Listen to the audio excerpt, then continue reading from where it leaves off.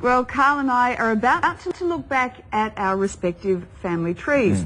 And I mean way back, like 150,000 years back. Imagine that. Well, earlier this month we took simple DNA tests to uncover our heritage, and here were the results. It's Pamela Jarman from DNA Solutions. Pamela, good morning to you. Good morning. All Hi, right, where do Pamela. we start? Should we start with Lisa or me? Oh, that's up to you. Who's more interesting? Oh, they're both interesting. Well answered. Let's start with mine. All right. Oh, doesn't that say a lot? Well, I reckon yours is more interesting, so we'll start with mine. we'll start with yours. Yours is very interesting. So we did your test, and we tested both your mother's side and your father's side.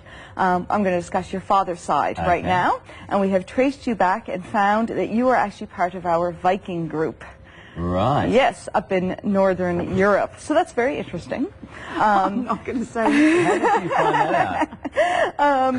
So we analyzed your Y chromosomal DNA and traced that back 90,000 years. Our male component doesn't go back as far as the mother's side. So 90,000 years ago is where we traced you back to How did one you do man that? in Africa by examining different regions of your Y DNA and comparing them to a very large database. Right. So we have found that approximately 35,000 years ago, we found your overriding group, which is called R1, and that group was reindeer hunters at the time. We found them when they broke off from their parent group that was migrating out of Asia. Your particular group probably went into Europe, and then we found your subgroup, which is R1A, which is known as our Viking group, and they're found in northern I'm pretty happy Europe. with the Viking. I thought you would be. Also, it's found in Western Europe, and those are the Goths, who also did a fair bit of invasions and How do you get all this from a swab? pillaging.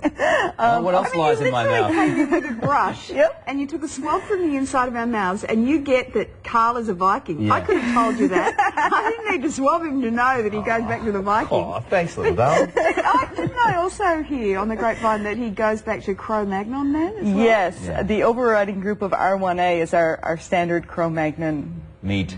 Yes. Jimmy G. Exactly. Mum's side? Your mother's side came out to be our most common European one of H, group H. It's a very European one.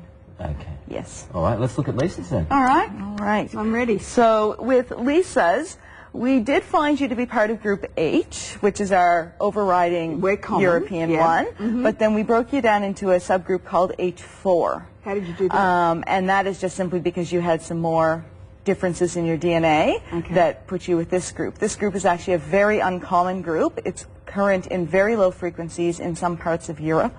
And that is about it.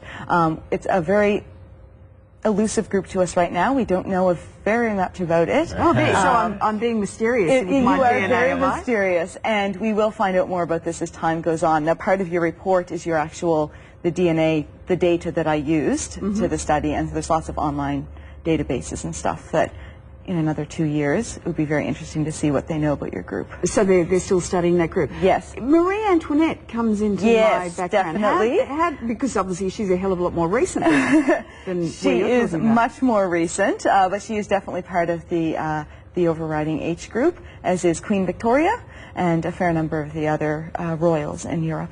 That would explain a lot of my love of things French, I think. It very well could. I just still can't come to grips with how you do this. So is it compared to samples back then, or how is it done? I don't It is know. compared to massive amounts of samples, thousands, From what? From hundreds bones of that have thousands. been found, or what? From bones that are found from past, and also from thousands, hundreds of thousands of people today, and what we know about them, and a lot of genealogical work, and doing their studies and finding that. So we all have a DNA imprint that is similar or comparable or even the same as people who lived 150,000 years ago. Yes. So your most common recent ancestor for your particular group is 15,000 years ago for R1A, for your father's group. So everyone who's a direct descendant of him along the male line, you guys all have the same characteristics in your DNA. Where can this go from here? You were saying that my particular strain that's uncommon, you're going to Sounds find like an out. affliction. I know. I'm hoping there's going to be some good news when they discover all of I'm the Viking.